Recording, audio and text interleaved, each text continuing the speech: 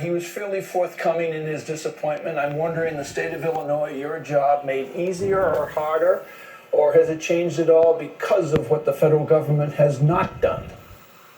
Well, I'm not afraid to say that I am extremely disappointed. Again, my job is protecting the health and safety of the people of our state, and I need help from the federal government where they can offer it, and they have the ability to do that. Not only providing more tests and opening up the testing capability for our research institutions, but also, we have a lot of people who've now been asked to stay home for 14 days, people who are living paycheck to paycheck. We would like to provide them with unemployment benefits. But as you know, there is a rule called the able and available rule that says if you're able and available to work, you cannot receive those benefits. And what I would like to say is that that you can receive those benefits. And what I would like to say is that because you've been ordered to stay home for 14 days should not keep you from being eligible for those unemployment benefits. In fact, as far as I'm concerned, you're available to do telecommuting work when you're home. That's an example. They look like they might be willing to offer waivers, but we haven't seen any of those across any of the states yet.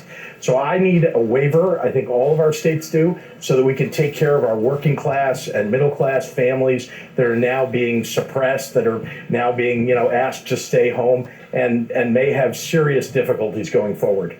Governor, it's Claire McCaskill. I'm curious, what we see in Italy is that their health systems are overwhelmed.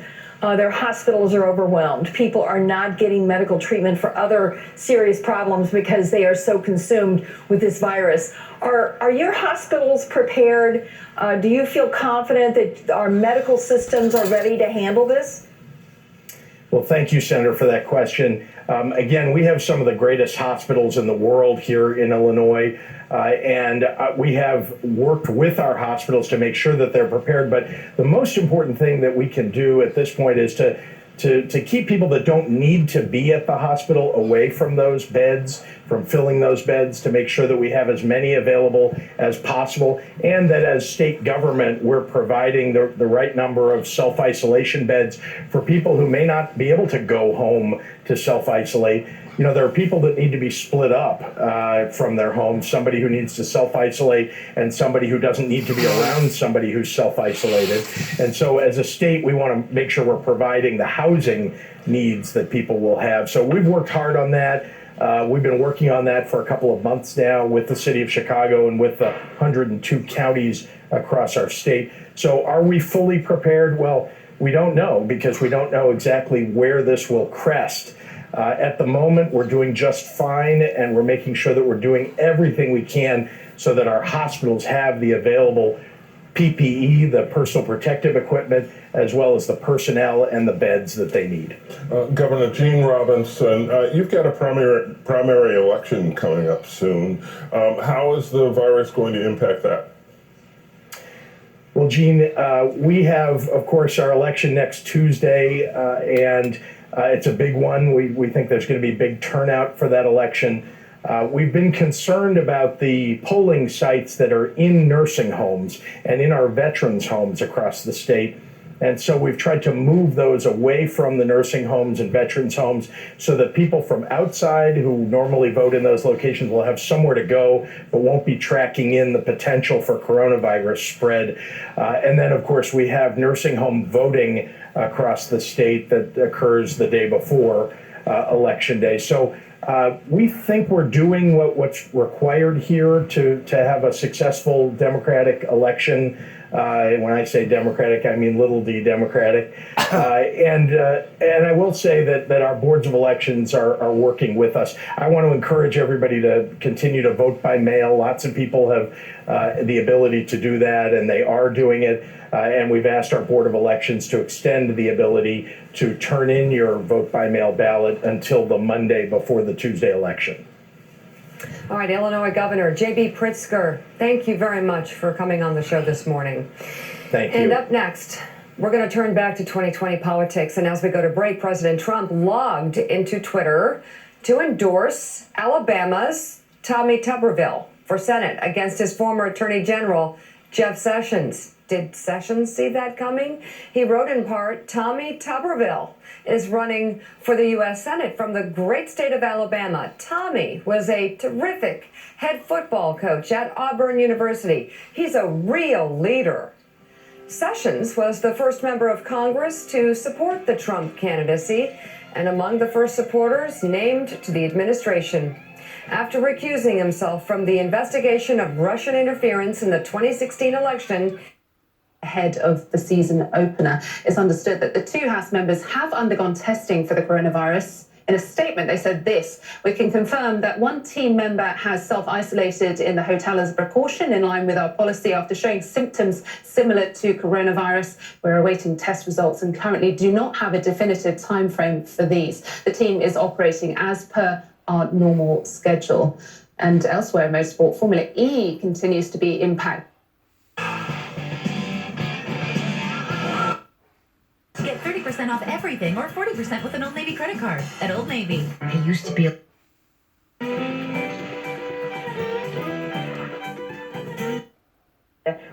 Sanders that is hoping to rely on the Midwest when it comes to catching up with Biden. Despite precautions, confirmed cases of the coronavirus has gone up in both Illinois and Kentucky. So Illinois now has 19 reported cases. That's up from 11 earlier this week. Governor Andy Beshear says Kentucky now has 8 confirmed cases. That's up from 4. Beshear thinks that number will continue to rise for quite some time. By the way, Tennessee has 6 cases. That number is expected to grow. We expect to see more cases. We are prepared to see more cases. So I hope folks out there know that just because our numbers will grow, and they will, stay calm, no reason to panic. We are all going to get through this. And there's still only 1 case confirmed in Missouri. That is in St. Louis County. Well, though Kentucky Governor Andy Beshear, you just heard from, again, says that number will rise. He's asking people in the Commonwealth, as you heard, not to panic. He applauded health departments and school districts for putting out information and canceling classes when needed. Beshear said just because the state is taking certain measures right now, plans could unfortunately need to change. That the state is ready for this, and we will get through this. To every Kentuckian worried out there, yes, we're going to have to take some steps that disrupt our daily lives. He says with the spread of the coronavirus, things are going to change, but it's not necessary, or it could be necessary to protect the most vulnerable people among us. The coronavirus testing lab in Carbondale is doing 3 to 5 tests a day. The Carbondale lab is one of 3 testing facilities for this virus in the state of Illinois. Overall, we're told that the labs have performed 620 tests statewide. They also say that there's enough supplies to test 2,000 samples. We're told most of the results are known within 24 hours after testing. Well, no coronavirus cases at the Poplar Bluff VA, but officials there say they are following CDC guidelines as a precaution. So we're told anyone who visits the VA campus, you're going to need to go through a screening process. Patients, you'll be asked about your symptoms, travel history, and whether you might have been in contact with anyone who's tested positive for the virus. So the pre-screening could lengthen the time it takes to get into the facility, so patients are urged to show up early for their appointments. The NCAA says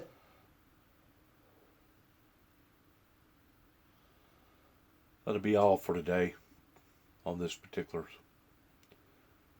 channel. Once more, we want to thank you for our viewers, and good luck to all of us.